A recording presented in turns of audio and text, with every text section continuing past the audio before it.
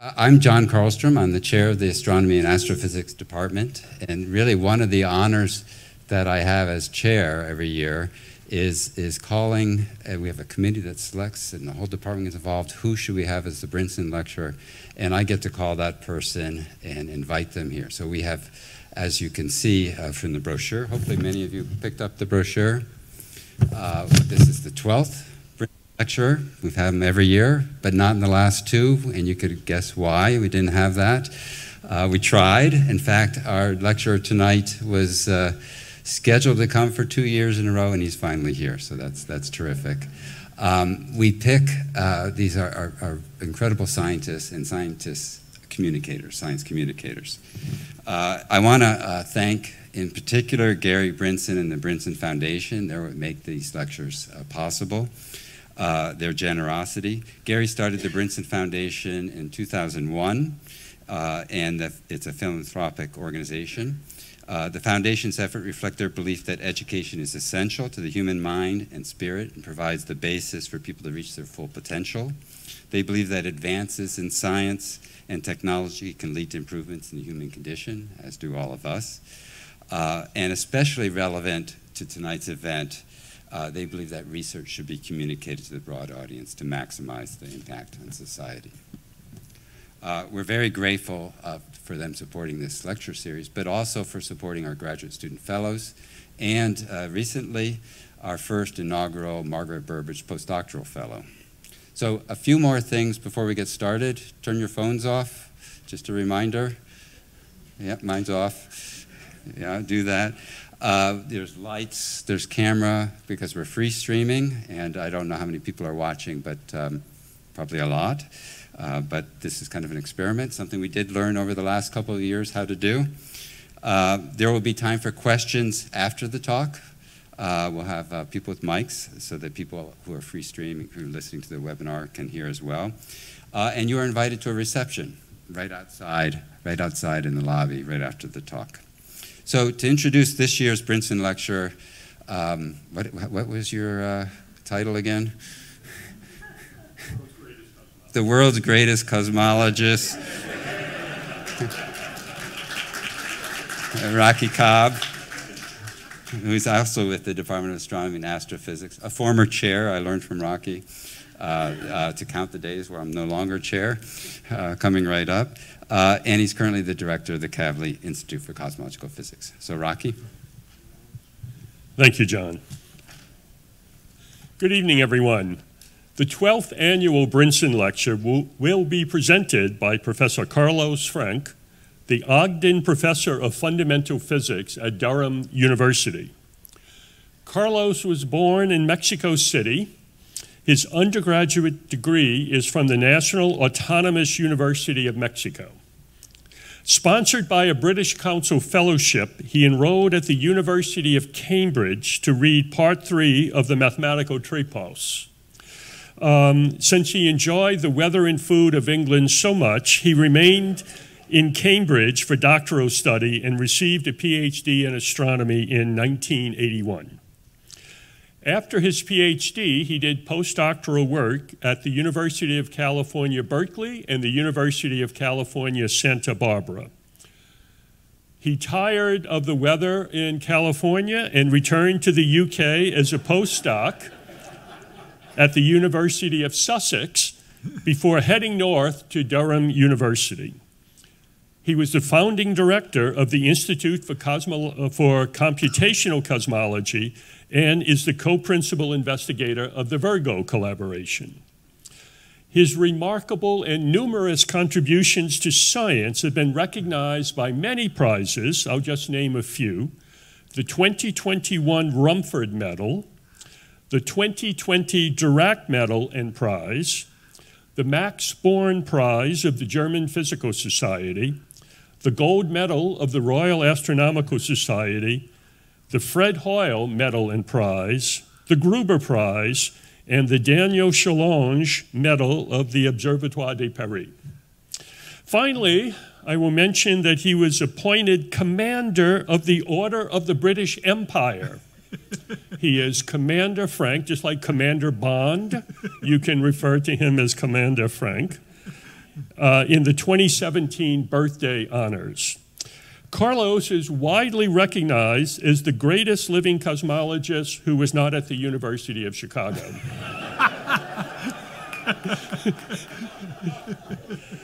The title of his lecture this evening is How Our Universe Was Made, All from Nothing. All for nothing? No, all from nothing.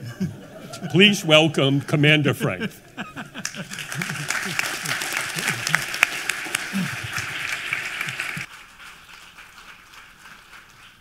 Thank you. Thank you very much, Rocky.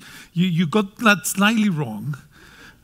It's a pleasure to be the second most famous cosmologist. That's correct. But I'm a commander of the most excellent order of the British Empire. It's not just the British Empire, it's the most excellent order.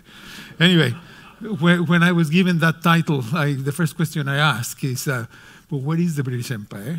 And the second question I asked, who am I supposed to command? But no answer was forthcoming. Anyway, so I must say it's a tremendous pleasure for me to be here tonight after all these postponements and delays. And I've always liked Chicago very much, and I particularly like, it has my favorite sculpture, and you'll see more of that in a minute. But I should begin by saying that really, in spite of all the real tragedy and dislocation of the last 2.5 years, it is reassuring to realize that throughout this period, science has continued, scientific research has been carried out, discoveries have been made, and I think we all clearly owe a debt of gratitude to our scientist colleagues in the life sciences and chemistry who, through the development of vaccines and treatments for COVID, have allowed the world to come through this very dark period and allow us to be here tonight to discuss the small matter of how the universe was made, which is what I want to talk about next. Now, so the subtitle of my talk is All from Nothing. All, of course, means the universe. What I mean by nothing will become clear, I hope, in due course. So I'll come back to explain this slightly cryptic title of this lecture. By the way, this is my building, which I love this building, I should say. The corridors are a bit too long, but apart from that, it's just a wonderful building with amazing windows you have. We have this very nice building where the Institute for Computational Cosmology is located.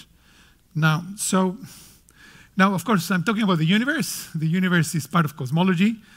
And cosmology is possibly the oldest science, and it asks some of the most fundamental questions that humans can ask. Questions such as, how did the universe begin? What is it made of? How did it get to be the way it is today? And what does the future hold? So these are really, truly fundamental questions. And questions that have preoccupied humanity, well, for millennia. And I think it's not too much of an exaggeration to say that we can define the beginning of civilization as the time where our ancestors started asking questions of this kind. Now, of course, it's not just physicists and Rocky who worry about these questions. There are many other people in many disciplines who also attempt to answer them, philosophers, theologians, artists. But what distinguishes cosmologists? John threatened me that if I fall off, he will kill me, but I told him, well, it won't be necessary. So, what distinguishes cosmologists from these other disciplines that ask similar questions is that we have a very, very well-defined, if perhaps in some ways narrow, approach to the subject. So, and we stick to these very rigorously, and that's what distinguishes us from theologians, philosophers, and so on. So modern cosmology is based on the laws of physics. The laws of physics are general rules about natural phenomena that are almost all empirically derived in the laboratory, not all of them. At a lecture like this, I once said all of them, and somebody in the audience said, not true. General relativity didn't come out of the laboratory, it came out of Einstein's head. So apart from that one, the laws of physics are laws that we discovered in the laboratory. And then we express them mathematically, and then allows us to manipulate them and try to understand phenomena around us. So all the laws of physics are experimentally verified on Earth. And I should say that, to me, one of the deepest mysteries of cosmology and the deepest mysteries of the universe is why is it that the laws of physics appear to be universal, meaning that these laws are discovered in laboratories here on Earth, and yet they seem to apply not just on Earth, but everywhere and at any time in conditions that bear no resemblance to the conditions of our laboratory, like at the very beginning of the universe. So if you're going to remember something of this lecture, I'll just like you to ponder about why is there that we have this set of laws that seem to apply universally at all times and in all places in the universe. I don't have an answer for that. Now, so I should say at the outset that it's a pleasure to be here because for many reasons, I mentioned some, but also because Chicago has a great tradition in cosmology going back to one of your most famous alumni, Edwin Hubble, who in fact discovered the expansion of the universe, which is of course the foundation of modern cosmology. Now more recently, as I will explain later, we have over the last 30 years or so developed something which we call the standard model of cosmology. And Chicago has played a very important role in setting the framework for the standard model. And I'd like to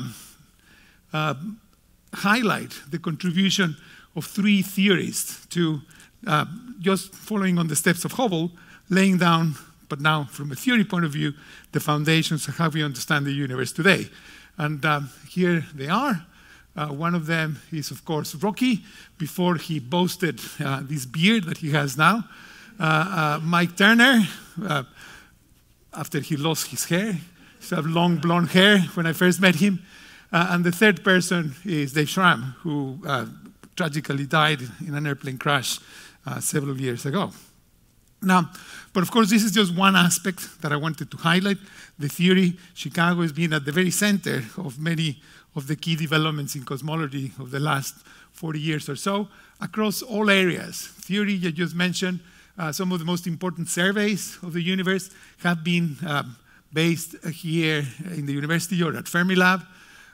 This is one of the prime places for research into the microwave background radiation, and John and many other of his colleagues have made enormous contributions there, as well as in searches for dark matter. Now, you're not supposed to know yet what the dark matter is. I'm about to tell you in a minute. So now the building blocks of the universe turn out to be pretty big. Galaxies, like this one here. Galaxies are, of course, collections of stars, ranging to up to 100 billion stars. And we live in the Milky Way, which is a galaxy very similar to this one. And the sun is located about 2/3 of the way from the center of the Milky Way. Now, so to just put you in a cosmic mood, I want to show you a movie that was made by a colleague in the University of Hawaii, Brent Tolley, and this movie is based on real data, and it's a tour of a real universe. So everything you're going to see here is actually out there, and it is intended just to give you a little glimpse of what the universe is all about, which is what we're going to try to explain in the rest of this lecture. Now, so as I say, this is all based on real data. There's just one little bit of artistic impression that I will highlight. And now here we go. So we start flying towards, actually, can you get the lights off, John? Thank you. And here we fly, sorry. Let me see if we can start this again. I got distracted by John not switching off the lights. Right. Let's try again. So we're going to start heading towards the constellation of Orion. And after you see the familiar Orion constellation, you see the Orion Nebula, which is a cloud of gas and dust where new stars are being formed. The Milky Way galaxy is adding about a new star every year, and the stars form in these clouds, such as the one you see here. That's the Orion Nebula, and it's being illuminated by new stars. This is called the Horsehead Nebula, and it's also a birthplace of new stars. So galaxies like the Milky Way make roughly one new star per year. Often, like in the case of the Carina Nebula, the stars form in groups of a few. But not all nebulae are birthplaces of stars like these ones. Some are the opposite.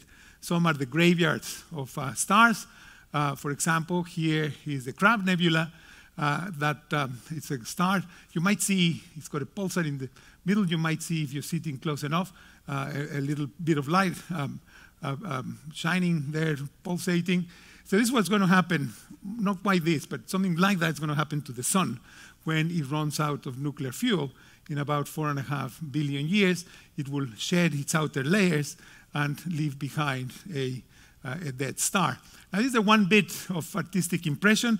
We're going to leave our galaxy and look at it from the top. Our galaxy looks a lot like this one.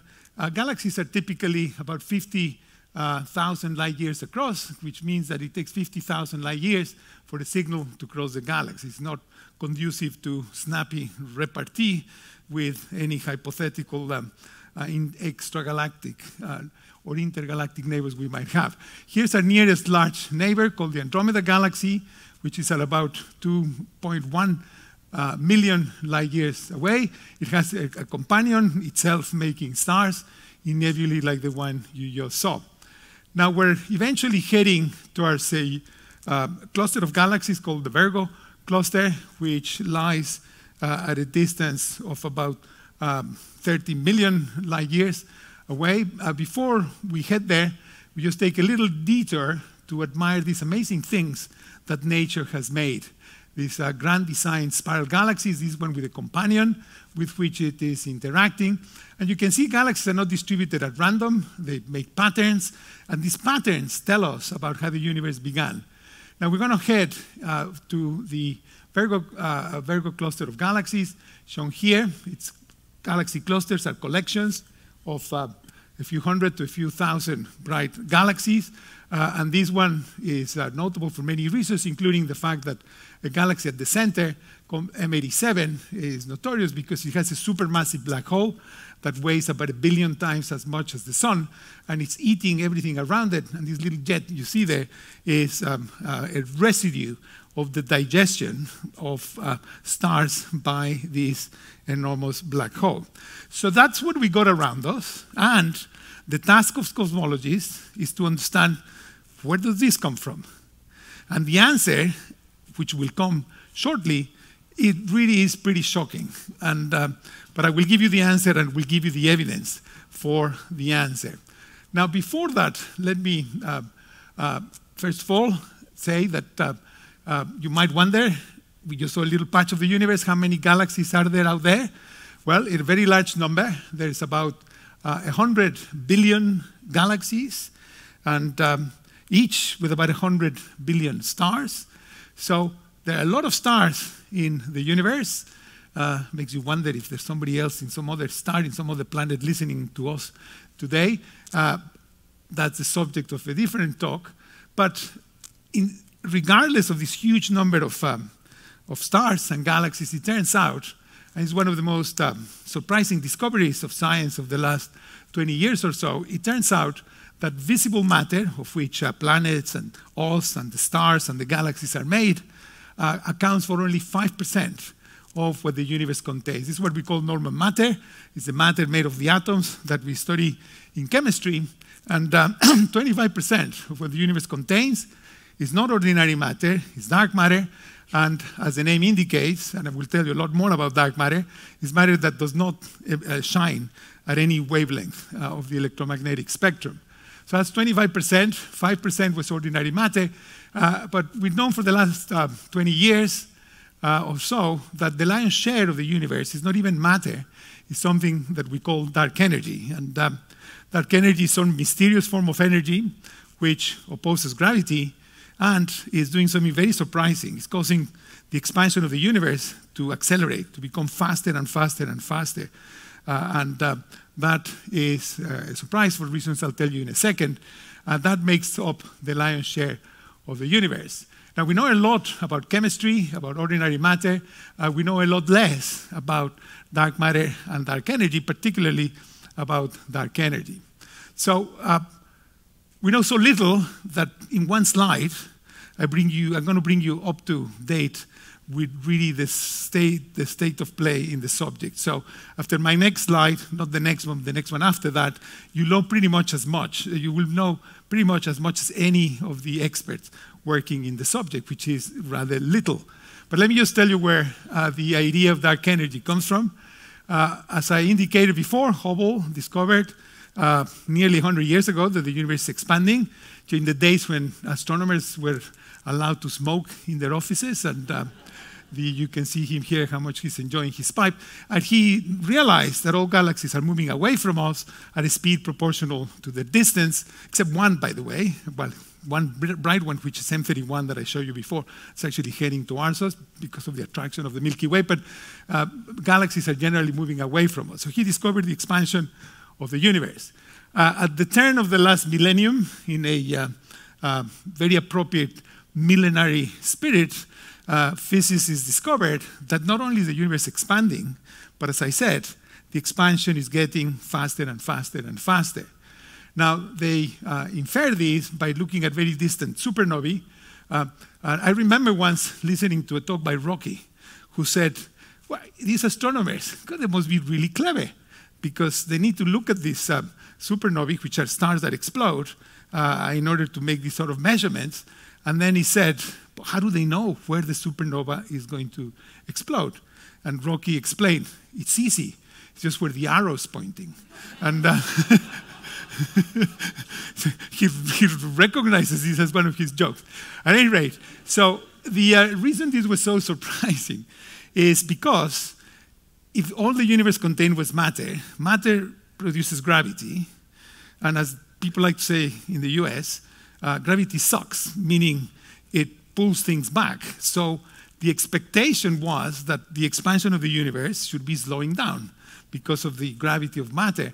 And so it came as a huge surprise that the expansion of the universe was accelerating. So surprising and so unexpected and so ill understood that physicists, in fact, in this very same university, gave this the name of dark energy. Whatever is producing this expansion is now known as dark energy, which I think nicely encapsulates the way in which scientists try to hide their ignorance by inventing appealing words like dark energy, which also appeal happily to funding agencies like the Department of Energy, which gives us a lot of money to try to figure out what this is. Now, even though we know that's about all we know about dark energy, that was enough to earn the 2011 Nobel Prize in Physics to 3 colleagues. It's kind of irritating because I taught 2 of those. And, but I wasn't their supervisor. The supervisor of 2 of them, Bob Kirshner, I remember I called him up the day they got the Nobel Prize. And he said, Bob, you must be gutted that your students get the Nobel Prize and you don't. He says, well, look at it this way. It's not every day that you do not get the Nobel Prize. So he's a very cheerful character. At any rate, so what do we know about dark energy? Well, very little. So here's the slide I promised that will bring you up to scratch, to the level of the experts in the subject. So we know it's a form of energy. We know it's producing a repulsive force that's causing the universe to expand at an accelerated rate. And that's about it. Now, one thing we do know, or we suspect, and that is the following. I show you all these great things the universe has made, but in reality, the universe is essentially empty. So galaxies are few and far between. Even though there are 100 billion of those, the universe is so big that most of space is empty. It's what physicists call a vacuum. So whatever this dark energy is, it has to do almost certainly with the vacuum. I'll come back to the vacuum later, and I'll even show you a movie of the vacuum. So that's about all we know. And I know that people in the audience who work on dark energy, I know several of them, and I would challenge them to tell me, you're lying, we know a lot more than this.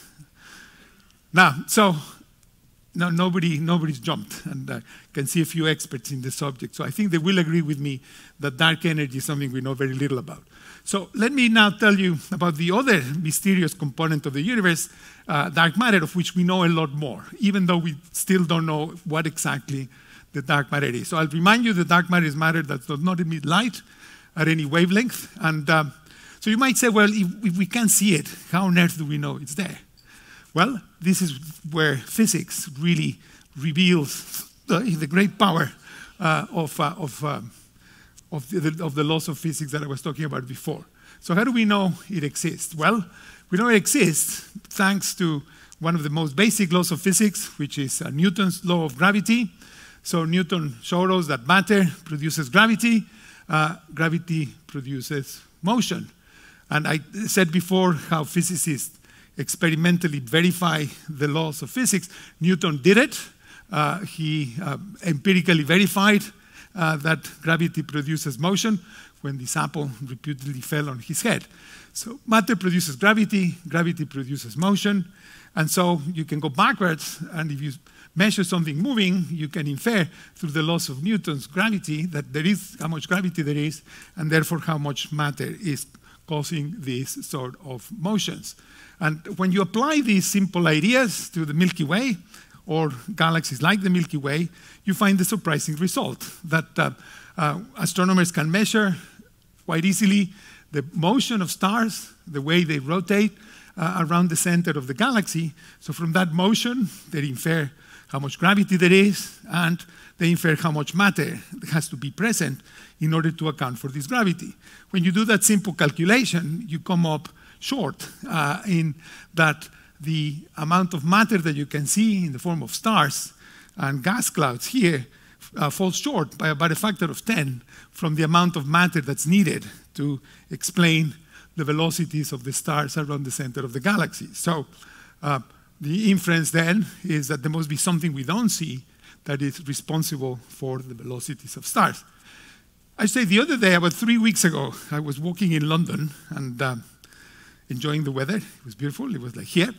And I was really, really, really lucky because I ran into Newton. Now, here's Isaac Newton, and you can recognize him by the nose and the mouth.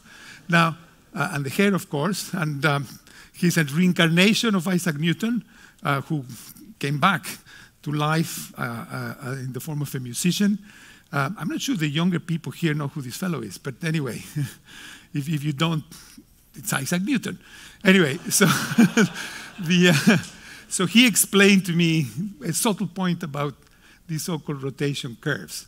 So the picture we should have of a galaxy is of a little pool of light embedded in a clump of matter that doesn't shine, the dark matter, which astronomers, for some bizarre reason, call halos. And I never understood what this saintly connection to halos is. It's not a halo. It's really a clump at the center of which galaxies form. Now, so, and it is this dark matter that keeps the galaxy in place. Now, that is pretty compelling evidence for the existence of matter we cannot see, but there's something even more compelling, well, equally compelling, I would say, but a lot more spectacular, and that's based on this picture that you see here. This is a galaxy cluster, like the Virgo cluster I showed you earlier, and you see two kinds of galaxies. You see normal galaxies, like the ones that we saw in the movie, but you also see these really bizarre, strange, art-like features, like this one, and there's some there. Now, these are very bizarre things. It turns out that these are galaxies as well, but they're not galaxies in the cluster. They're galaxies that are a long, long way behind the cluster, and the light, as it goes near the cluster, is deflected by the gravity of the dark matter, and if you deflect the light from an image, then the image is distorted in this characteristic pattern known as gravitational lensing, anticipated by Einstein in his theory of relativity. Here is the discovery paper of gravitational lensing in the days when science was done just by writing a letter to your colleagues. As he says here, in 1913, he didn't worry about grants from NSF or grants from anyone. He just had this great insight and shared it in this handwritten letter. And here you see how the sun, in this case, is deflecting light from a distant galaxy as it comes by the gravitational pull. So gravity and relativity not just pulls matter around, it also pulls light around, and that's what you see here. And this was deflection of light was empirically verified in 1913 by the British astronomer Arthur Eddington. Now, so let me do an experiment. Don't know if we can, you can probably see it even just a bit in the light. If not, we can switch off the lights. But so here is a picture of something called the Hubble Deep Field. Happens to be the deepest picture ever taken by humans. These are galaxies here that you see, they're so distant that the light has been traveling for most of the age of the universe before it reaches our telescopes. But I'm just going to use this in a profane way as a backdrop. And what we're going to do in this experiment is grow a lump of dark matter. It'll grow gradually in the center of the picture. And as it grows, you'll be able to see how it causes this gravitational lensing effect that I just mentioned. So what we do then is we have this imaginary lump of dark matter. We solve the equations of general relativity and figured out how the light from this background tapestry of galaxies would behave as this lump of dark matter grows. So it's very small, but it's growing bigger and bigger and bigger. It's going to grow to the size of a galaxy cluster. And you can see here how it is distorting the images of the background galaxies, producing exactly the kind of phenomenon that we see in that other galaxy cluster. So this is gravitational lensing, and it's very dramatic, spectacular phenomenon, but it also is a very useful phenomenon because we know exactly how much matter you need to produce those arcs that we saw in this cluster. And again, we need 10 times more dark matter than what we see, or matter than we see in the form of galaxies. And then we conclude that most of the matter in this galaxy cluster must be dark matter. So the galaxies you see in the cluster account for only about 10% of what you need in order to account for these arc-like features. So this is, again, I don't like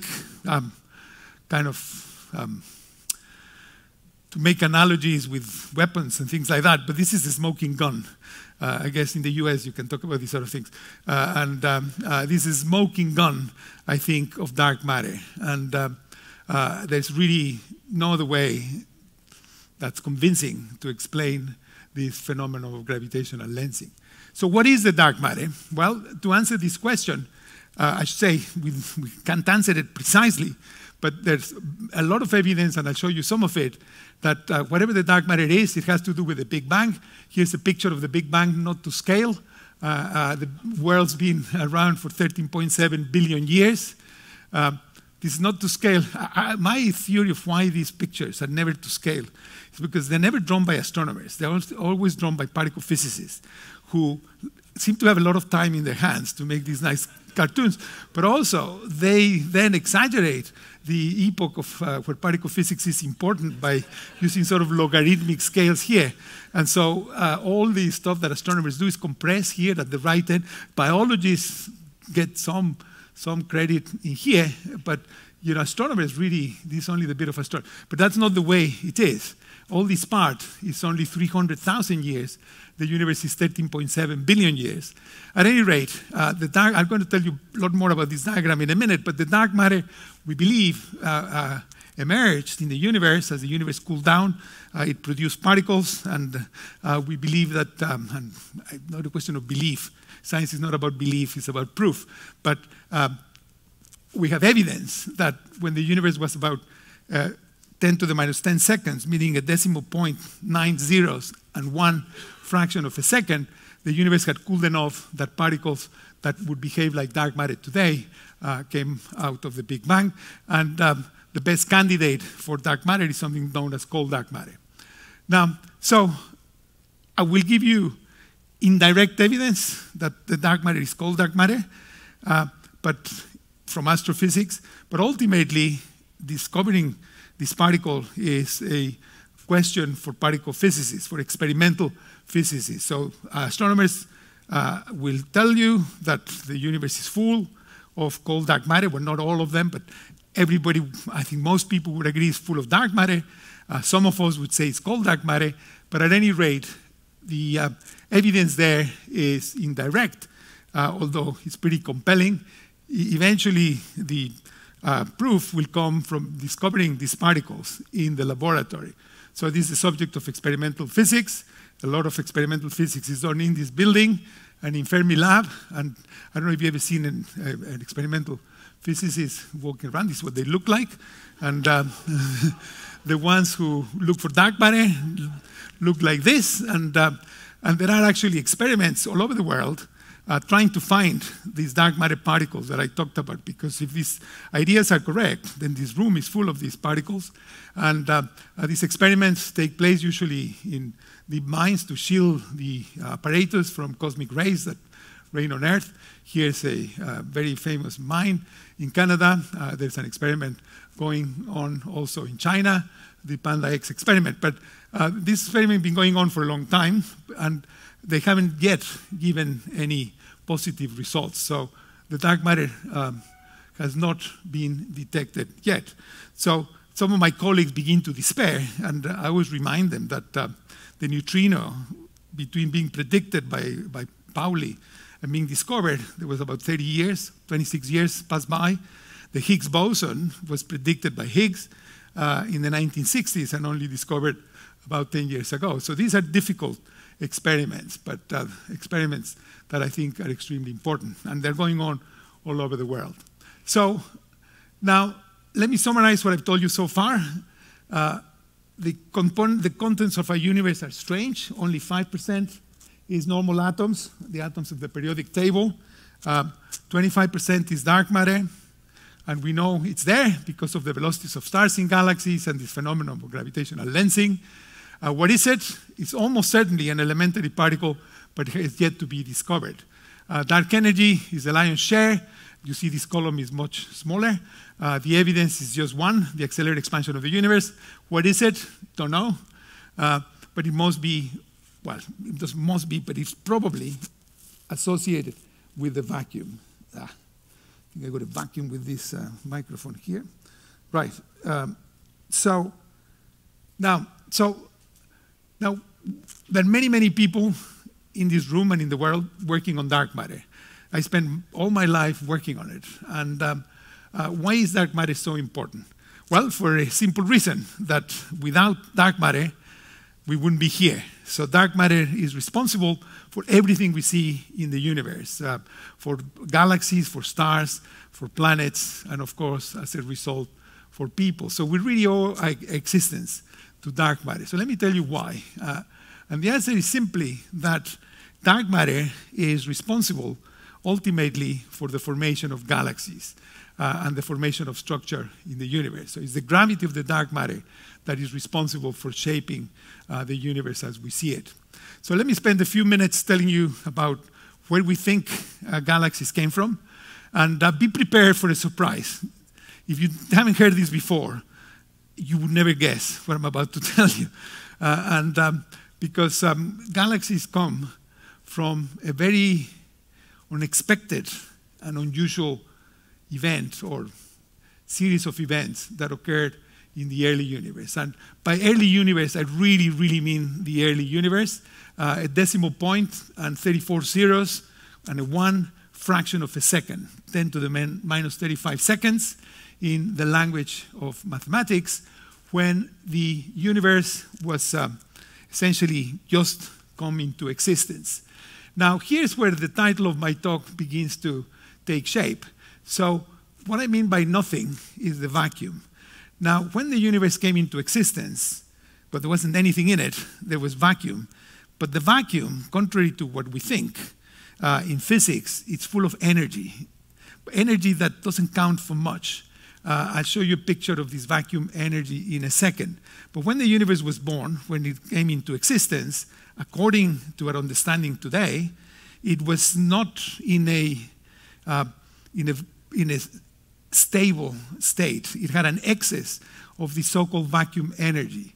And it got rid of this excess of vacuum energy by expanding widely for a very short period of time. It expanded very, very rapidly, and it grew from the size of a needle to the size of a soccer ball in about 10 to the minus 35 seconds. And that period is known as cosmic inflation, which is, of course, very topical today in a different subject. But cosmic inflation was first put forward by two physicists, a Russian, Andrei Linde, and an American in MIT, Alan Guth, in 1980. So cosmic inflation caused the universe to expand very rapidly for a very short period of time. Now, it was driven at this time by what we call quantum fields. This vacuum energy is a quantum concept. Now, here's my picture of the vacuum. In the vacuum, which is controlled by quantum processes, everything is fluctuating. I made it small so I don't have to spend too long explaining it, because this is the hardest part of this lecture. So what you see here is my attempt to make a movie of the vacuum in physics. And what you see here are things called quantum fluctuations, which is in the vacuum, in quantum physics, everything is continuously fluctuating. So energy appears and disappears, appears and disappears. Matter and antimatter are created out of nothing, but they immediately annihilate into energy, which then again, so this is all going on and on and on in the vacuum.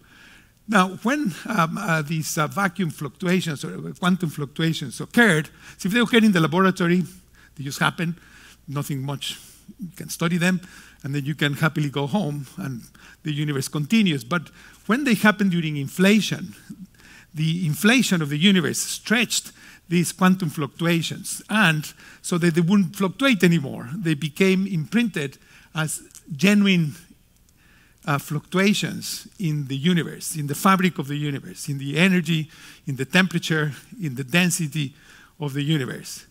Now, so the idea of modern cosmology is that everything we see in the universe came out of these quantum fluctuations, that quantum fluctuations are the seeds of all these structures we see, of these galaxies with 100 billion stars, these 100 billion galaxies, all came out of quantum fluctuations of the vacuum. Now, I warn you, this is not for the faint-hearted. This is an idea that it's pretty wild, I would admit. And dark matter was produced then. And the dark matter then, because of its gravity, amplifies these quantum fluctuations. So quantum fluctuations appear here, dark matter appears there, and the dark matter produces gravity, and it amplifies these fluctuations until they give rise to galaxies. Now, so I say it's a wild idea, and when I think about it, I often wonder, well, what would Einstein and Newton say if they walked through that door and they heard this commander of the most excellent order of the British Empire saying that everything in the universe came out of quantum fluctuations? I know what Einstein would do. That's what Einstein would do. And I know what Newton would do. He would say, I'd rather be a musician. And now, however, I said that what makes cosmologists different from other people who ask same questions is that we use the laws of physics. Now, physicists, luckily, especially theorists, are allowed to come up with wild ideas, and you still get paid at the end of the month, so long as your ideas are testable. So you can say, look, galaxies came out of quantum fluctuations. You'll get paid if you tell me how am I going to test this. Now, it turns out, amazingly, that we can test this wild proposition. And let me tell you how. Turns out that the early universe was very hot because it was all very dense, and if matter gets dense, it also gets hot. And the universe has been cooling down as it expands. So if you I don't know, if you blow up a balloon, you can feel slightly hot. And then if the eventually balloon explodes, the air will cool down. Now, the same thing happened with the radiation of the universe. As it expanded, it cooled down. And by the time the universe was 350,000 years old, the universe had cooled enough that the first hydrogen atoms formed. Now, before that time, the radiation of the universe, the heat of the universe was trapped because it scattered with electrons that at this point when the first hydrogen atoms formed, fell into the atoms.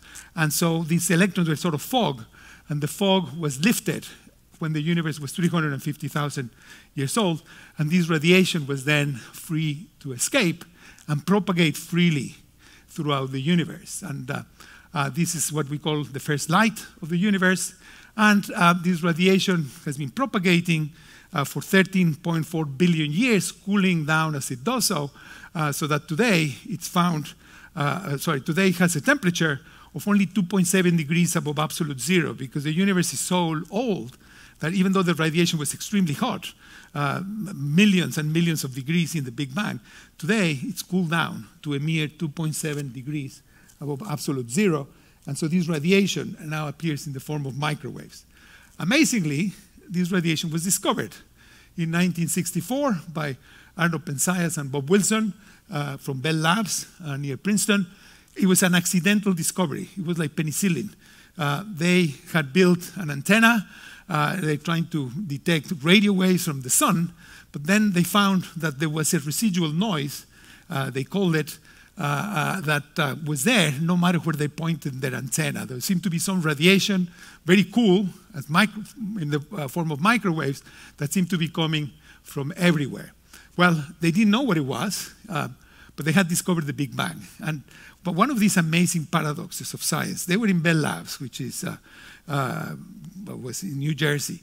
A few tens of miles away in Princeton, three great physicists, one of whom picture I will show you in a minute, Bob Dickey, Dave Wilkinson, and Jim Peebles, had actually predicted that this radiation should exist, and were busy building an antenna to detect it, when accidentally Bob Dickey, in an airplane ride, sat next to, by accident, the director of Bell Labs, who told them about this bizarre thing these poor fellows had.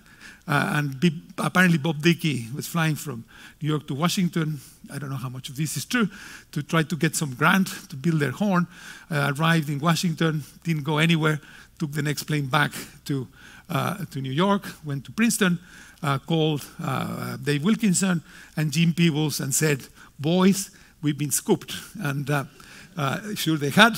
They are credited, and rightly so, with the discovery of the Big Bang and the Nobel Prize that accompanied it. Now, so what's that got to do with my story? Well, as I said, we have this radiation that brings us news about the conditions that prevailed in the universe at these early times. And so we have these quantum fluctuations that have been stretched to become genuine fluctuations in everything the universe contains. They're amplified by dark matter. And by the time the radiation escapes, we can probe the state of the universe 350,000 years after the Big Bang. The universe is so old today that this is the equivalent in human terms of one day in the life of a human. So if you scale the age of the universe to the age of human, this would be the equivalent of one day old. So with this light, we can inspect the conditions of the universe when it was equivalent of human equivalent of one day old. And physicists, and I'll show you a picture of one of them, and others predicted that if all this happened, then this radiation, the temperature of this radiation should not be uniform. It should be characterized by hot and cold spots whose properties they could calculate. The 24th of April, actually the 23rd of April of 1992, was a very special day in the history of science. That's the day when NASA's COBE satellite published a picture of a map of the temperature of this microwave background radiation. And this is what the COBE satellite saw. So what you see here is these sort of bizarre ways we have of mapping the sky, and it looks like a football, but it is just a map of the sky. It's a map of the temperature, and you can see that the temperature is not uniform. It has hot and cold spots. Now, this discovery made headline news across the world, and here is how it was reported in a British newspaper in the 24th of April, 1992. And I'll ask you, please, to bear with me and forgive me if I'm going to say that I made a contribution to this discovery, which was highlighted here in the newspaper. It says, Carlos Frenk, an astronomer at Durham, said yesterday, "Oh, wow, you can have no idea how exciting this is." So this is my great contribution to cosmology. And my wife has instructions that my epitaph should say, "Oh, wow," because I was woken up at 6 a.m. because it was midnight Washington by a reporter from Washington. The news were about to be published and wanted my reaction. Now, what do you do at 6 a.m.? But it would have been the same if it'd been noon. But 6 a.m. he woke me up and he says to me, "Dr. Frenk, what's your reaction to the publication of the fact that the fluctuations in the temperature of microwave background have been discovered?" Well, I was speechless for once, and those who know me know that it's difficult to make me speechless, but this reporter did. So it was really a wow moment. It got a bit exaggerated. George Moore, my old friend from Berkeley, who got the Nobel Prize for this, started saying that it was like looking at the face of God and all sorts of silly things like that. It wasn't really the face of God. It was the power of physics that allowed us to make these predictions and then to make the measurements. The microwave background fluctuations were measured a decade later by another NASA satellite called WMAP. W is Wilkinson, Dave Wilkinson, who actually designed the instrument and built it. Sadly died of cancer just before he was able to see this amazing picture. And then it was measured a decade later by the Europeans, always behind the US, it seems to me, with the Planck satellite, which has made the definitive measurements of these fluctuations in the temperature of microwave background radiation. Now, here's the only scientific plot I have. The details don't matter. All I want to show you is that these are the predictions from Jim Peebles, going back to work by these characters, of what these mathematically, how this pattern of hot and cold spots should look like. So the experts know that this is just a measure of the difference in temperature between 2 points. That's a function of how separated these points are. The point I want to make, the details don't matter. It's just that it's not a simple prediction. It's things with go up and down, and it has features. And these predictions were made by these people in 1982. Here is what I regard as one of the most momentous plots ever in the history of physics. So what's plotted here is a comparison between the predictions of the 1980s, shown here by the green line, for what this mathematical measure of these temperature differences should be, shown in green, and the red points are the experimental measurements from Planck. I should say that these measurements are really, really difficult because the amplitude of these signals is tiny. The microwave background is almost uniform, and these big fluctuations that we exaggerate are only 1 part in 100,000. So these are exquisite measurements, and they lie exactly where the theory predicts they should lie. So I've seen this picture hundreds of times or more, and I can never look at it and just not wonder, why is it that in this little corner of a galaxy, like any other galaxy, in a planet, like around the star, like any other star, this species of living creature has evolved that has the ability, on the one hand, to make mathematical models of how the universe began, the green line, and the same species of living creature also has the ability to build machines which they hurl out of their planet, satellites, and make these incredible measurements that agree perfectly well with the theory. So, what's behind the green line? Inflation, quantum fluctuations, cold dark matter, all this crazy stuff that I talked about before. And here's a picture of the mentor of all cosmologists of my generation, a person we all look up to, Jim Peebles, who really got the Nobel Prize in 2019. And I never understood, if you read the citation, it's not clear why they gave him the Nobel Prize. And the reason it's not clear is because they should have given him the Nobel Prize 4 or 5 times already for 4 or 5 contributions of enormous significance in cosmology. So I think the prize just says, well, for his contributions to cosmology, which are many. The one I just showed you here in the previous plot, which in my mind is the equivalent of scientific equivalent of a Beethoven symphony or a Rembrandt painting. So though that's just one of his contributions, he has many. Anyway, so now, I promised that physicists can come up with crazy ideas so long as they can test them. But here's the test I promised, and I hope you're impressed by that. However, I'm running out of time, and I've only tested the theory when the universe is the human equivalent of 1 day old. Now, how exactly do galaxies come from here? So I'm going to have to go through this quite quickly, but this is a much simpler problem in a way. It's a problem I work on, and it is how do galaxies evolve from these initial conditions that we see reflected in this pattern of hot and cold spots. Now, the way this problem is simple because all we need is physics, the laws of physics that we know and love. We just need to work out their consequences because we know the starting point, and we can just then use big computers in order to see what these initial conditions and the laws of physics would predict. That's called computer simulations. It's a way to make a virtual universe. So scientists have also developed the ability to make universes in a computer, virtual replicas of the real thing. The way we do it, we know the initial conditions is this pattern that I just showed you.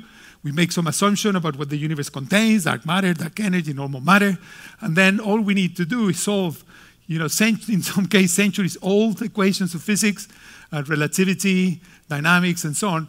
So these are well understood. They're not difficult physical concepts.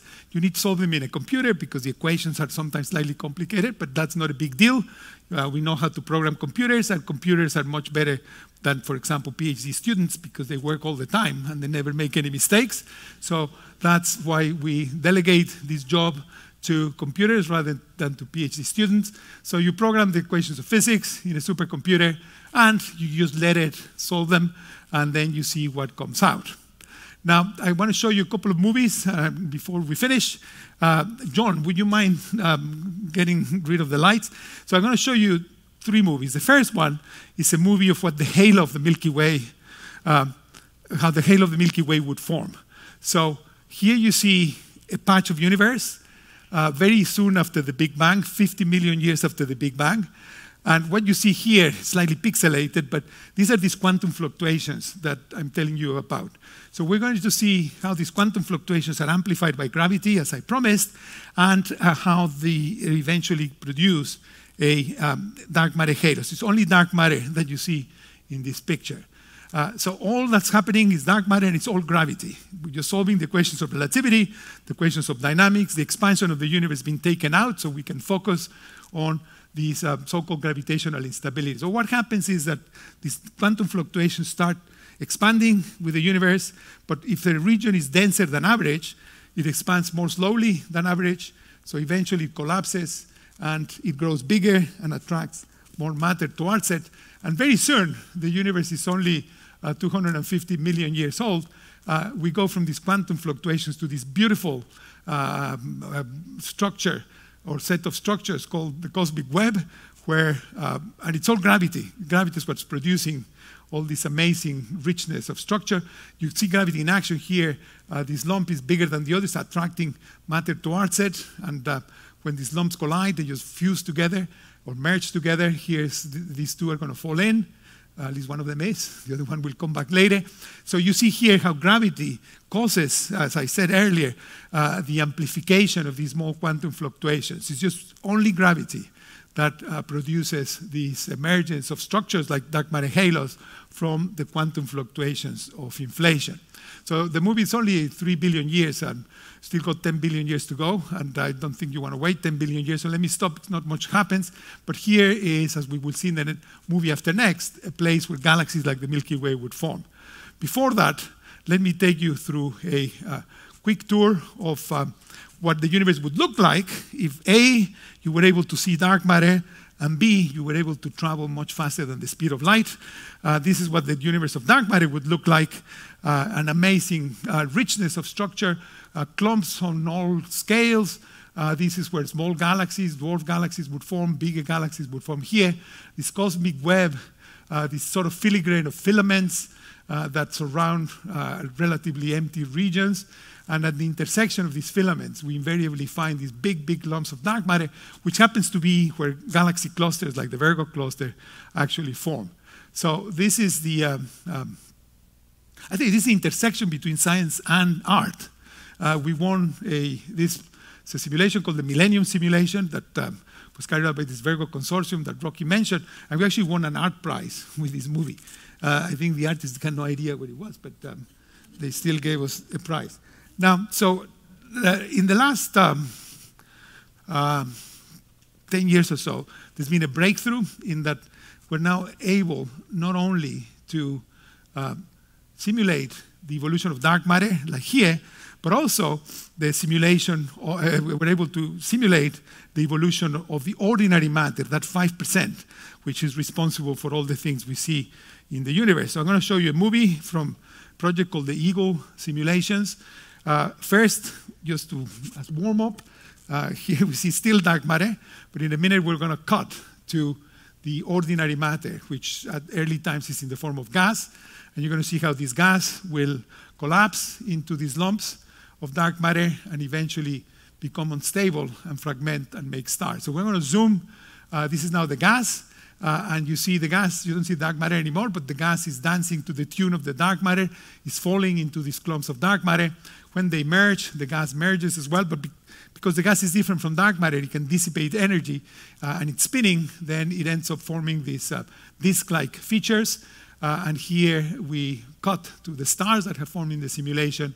And this all came out of quantum fluctuations in a cold dark matter universe after inflation. So here, as evolution proceeds, then universe about half its current age, you see this disk growing bigger and bigger.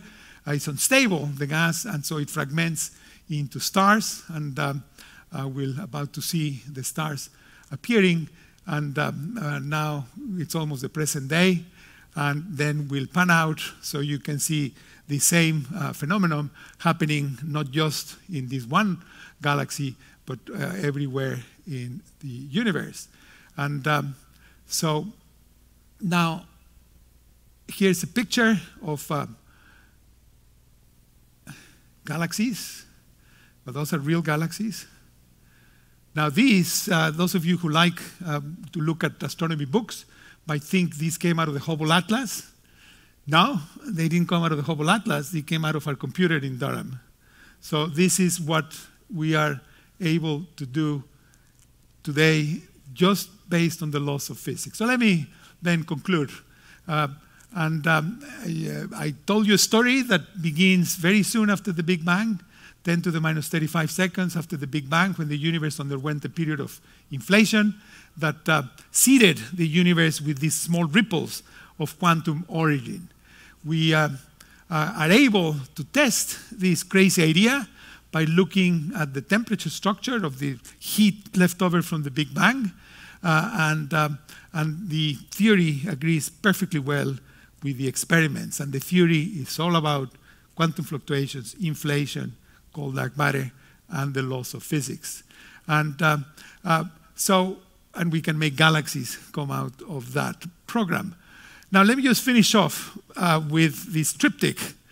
This is one of my favorite paintings by Hieronymus Bosch, a German 15th century painter. And it's called the Garden of Early Delights, because we made enormous progress in this subject, but there's still very important questions that are open for the next generation of physicists, cosmologists, and astronomers. So this panel represents Earth, is the Garden of Early Delights. And here, the open question that I've assigned to Earth is, what is the dark matter? Because it's an earthly problem.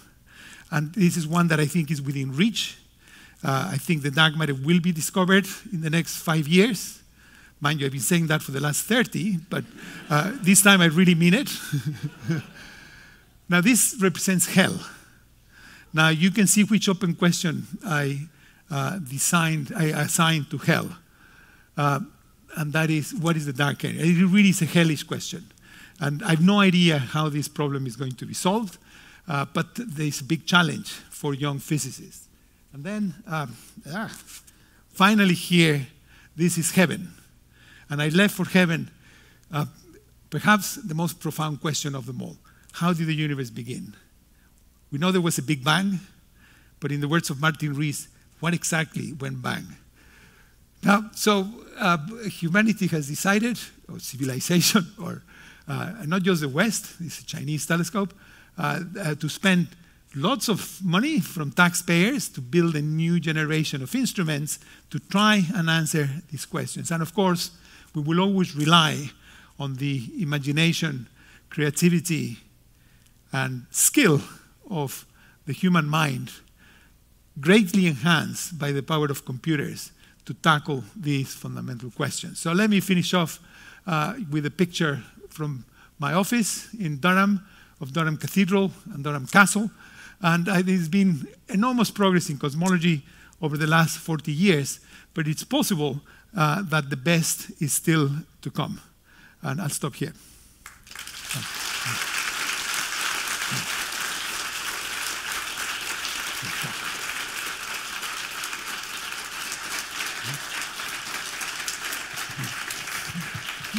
Thank you.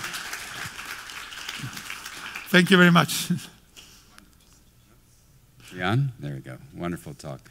I imagine people got everything and there's no questions.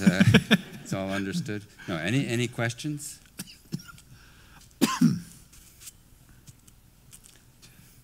Is the vacuum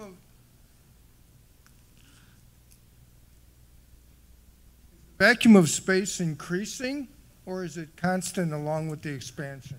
Well, so it's a very interesting question. What we mean in physics by the expansion in cosmology of the universe is to do with what you just said. So what it really means, because the universe is not expanding into anything. The universe is everything, so it doesn't expand into anything. What it means is what you just say, that space, the space between 2 points, say 2 galaxies, increases with time. That's what we mean by the expansion of the universe. The distance between 2 points in space, 2 galaxies, increases with time. So that's what we mean. But of course, the space is empty. So in a sense, the vacuum is what is growing as the universe expands. So yes, so space, you could think of it as space being created. I hate that way to describe it, but that's one way to think about it, that the space between galaxies, well, it's growing, it's increasing. So, and that most of it is actually vacuum.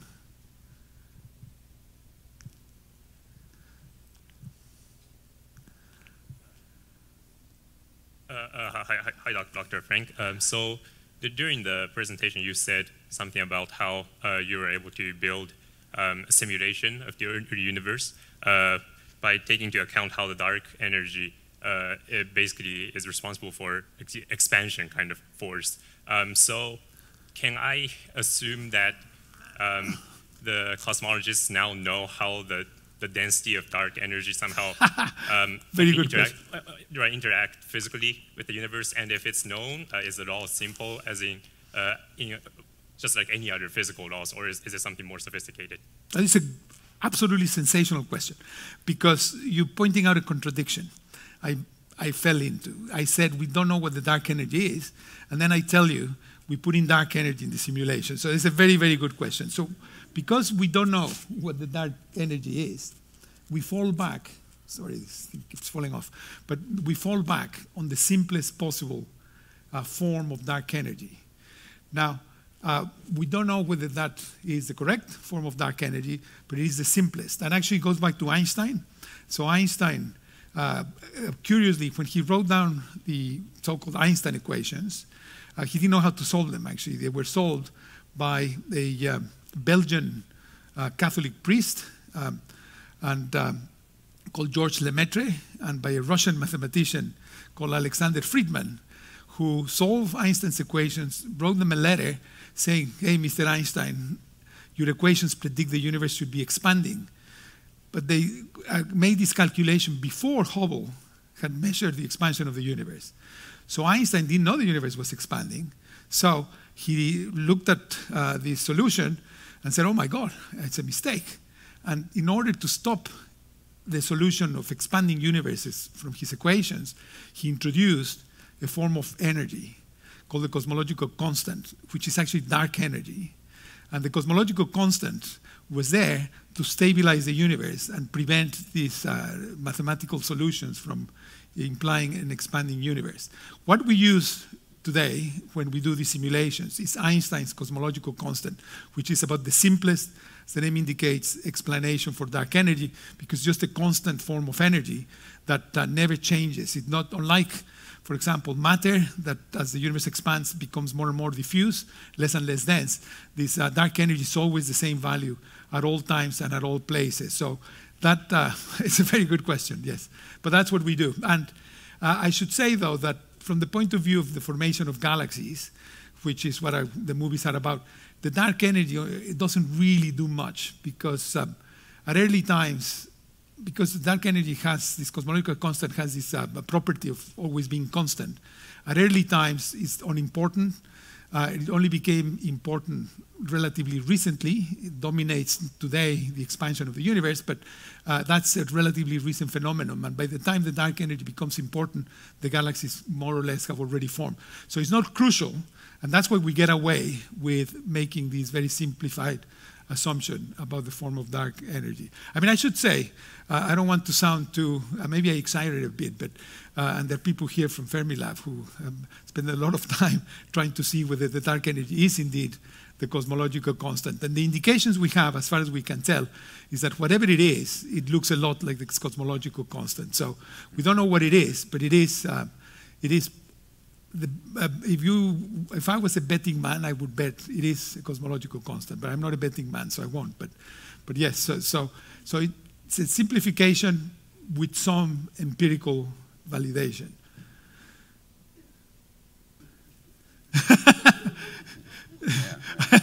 I'm making her slightly nervous. You're making us all. I got it under control, Adrian. More questions?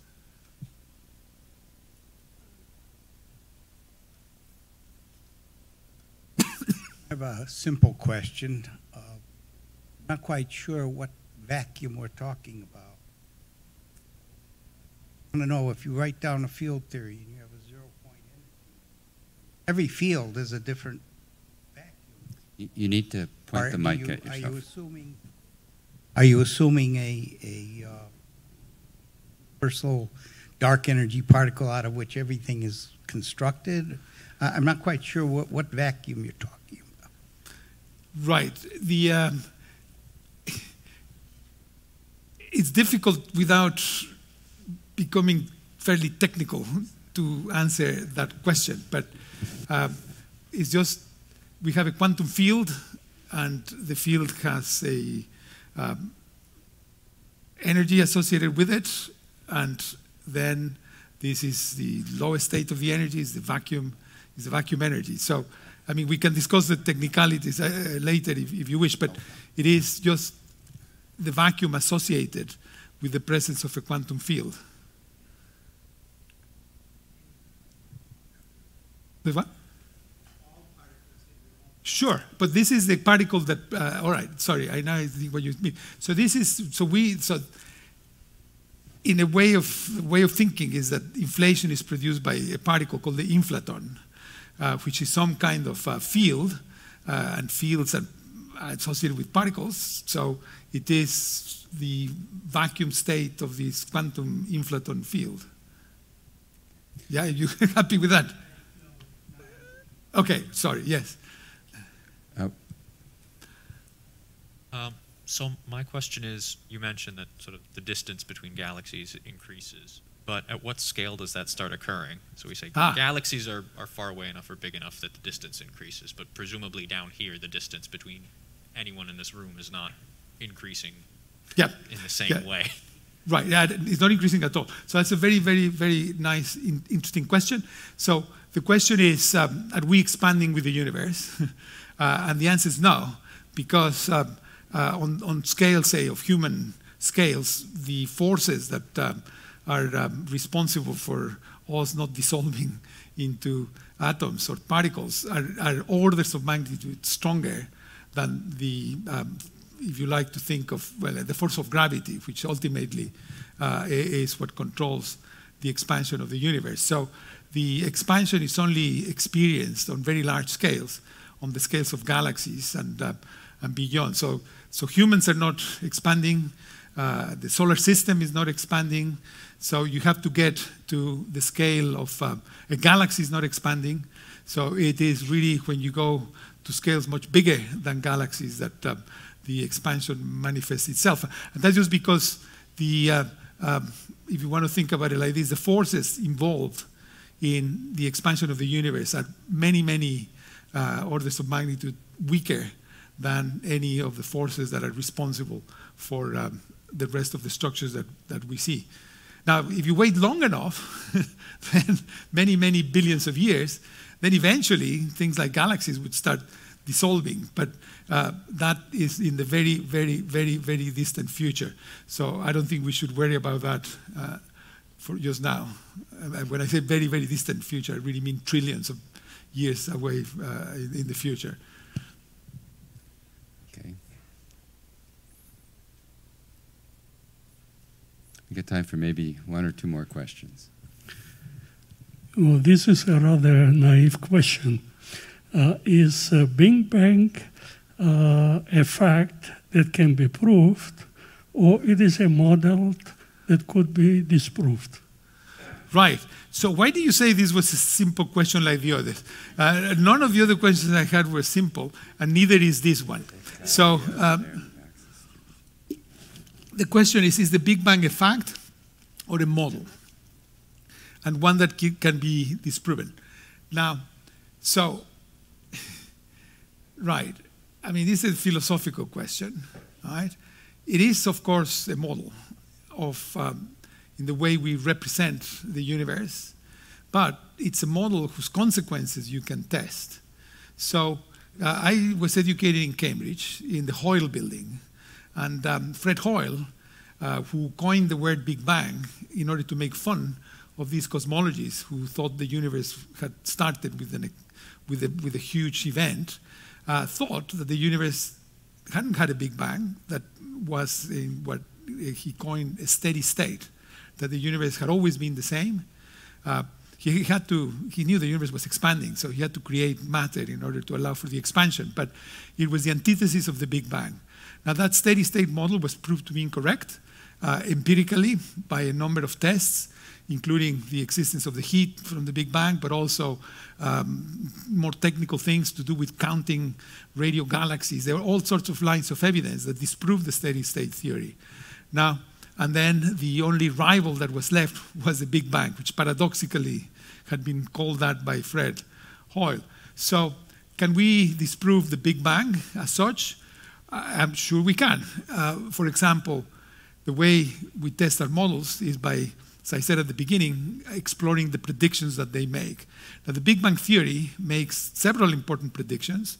One, which I didn't talk about here, but is one of the reasons Jim Peebles should have given the Nobel Prize, because he's the first one to really work this out, is the Big Bang theory predicts the chemical composition of the universe. So it predicts that emerging from the Big Bang, most of the ordinary matter should be in the form of hydrogen and a little bit of helium and tiny amounts of lithium and beryllium.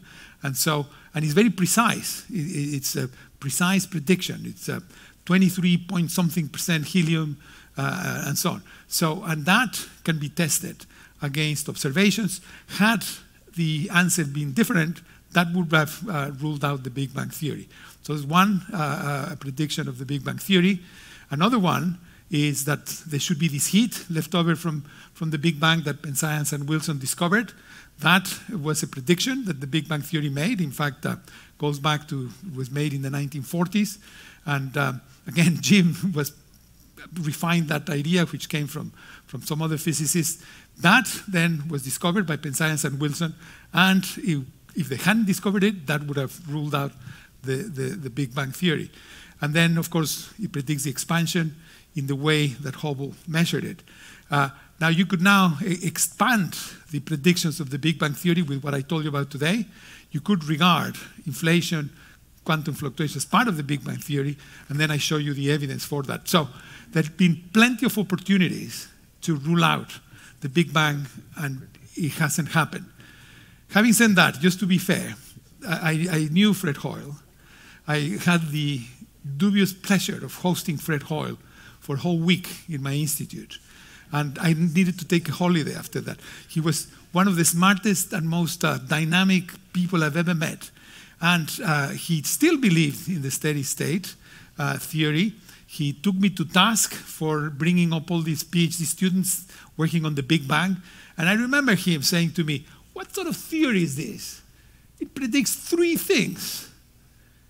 What theory worth its name predicts only 3 things? They predict tens of things, hundreds." And I said, well, these are 3 big things. The composition of the universe, the existence of the heat left over from the Big Bang, and the expansion of the universe. So I didn't convince him, but like happens in science, eventually he died, and the steady state theory died with him. So to answer your question, there have been plenty of opportunities to rule out the Big Bang, and it didn't happen.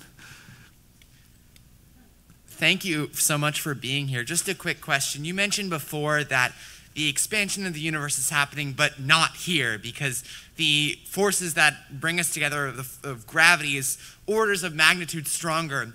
Weaker. Weaker. That's what I meant. Excuse me. You also mentioned that you don't like talking about the edge of the universe. So with all that being said, where is the universe expanding? Right. So this is a concept that I'll tell you one thing. I was traumatized when I was a kid. And how I ended up being a physicist, I don't know. But I went to a lecture by a very famous man who was a Nobel Prize winner, whose name I remember, but I won't mention. And at the end he talked about the Big Bang. I was 11 or 12. And when he finished his lecture, I don't know what got into me. And, I was just a kid. And somehow, my hand went up uncontrollably. And I asked a question similar to yours. And this famous Nobel Prize winner said to me, and this really traumatized me. I didn't phrase it like you. I phrased it in terms of time. What was there before the Big Bang, right? Which is the same question. And he said to me, "That's a stupid question."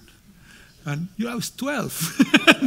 And then he said to me, time began with the Big Bang. It doesn't make any sense to talk about what was there before time began. Anyway, I sank into my chair by being told my question was stupid. Your question is not stupid. My question was not stupid. I later learned. And actually, I had an opportunity to meet this man later in life. And I told him how, in fact, I didn't go to university to study physics originally. I went to study engineering because I thought I was too stupid to be a physicist. So I told him, and he was very mortified by this. So your question is very good. My question was very good. What was there before the Big Bang? What is the universe expanding into? Now, these are difficult questions to conceptualize. The easiest version is yours. And the way this fellow would have said, look, the universe is everything. So it's not expanding into anything because it's everything. So it is difficult to conceptualize, but there are many analogies, which like analogies are always flawed, are always limited. The typical analogy is this balloon that inflates. So, and it's a limited analogy, but the idea is that if you have a balloon, so imagine the universe was two-dimensional. Our universe is three-dimensional, but 4 if you include time, but it's 3 spatial dimensions. Imagine a universe that's flat, and it's just curved. It's a balloon, and you paint some dots on the surface of this balloon. And then you start inflating the balloon. Then the points move away from each other, but they're always on the balloon. They're always in 2 dimensions, right? It's just that the space between the points has increased. So the balloon is, and this is where it's limited. You have to imagine just 2 dimensions and forget the balloon is embedded in 3-dimensional space. Just think of a universe in 2 dimensions, like a sheet. And so that is the best I can come to explaining this concept with my hands, essentially. It's a profound question that you need to study some mathematical concepts and think very hard about it. But that's, I think, the best I can do, but it's limited because we always think of a balloon as being embedded in 3D space. And you have to forget that and think that all there is the balloon in 2D. So that's the best I can do, but it is a very good question. I want to thank you for the questions, and thank you, Carlos, for just a spectacular talk, and invite everyone, after we thank Carlos one more time, to the reception outside. Thank you.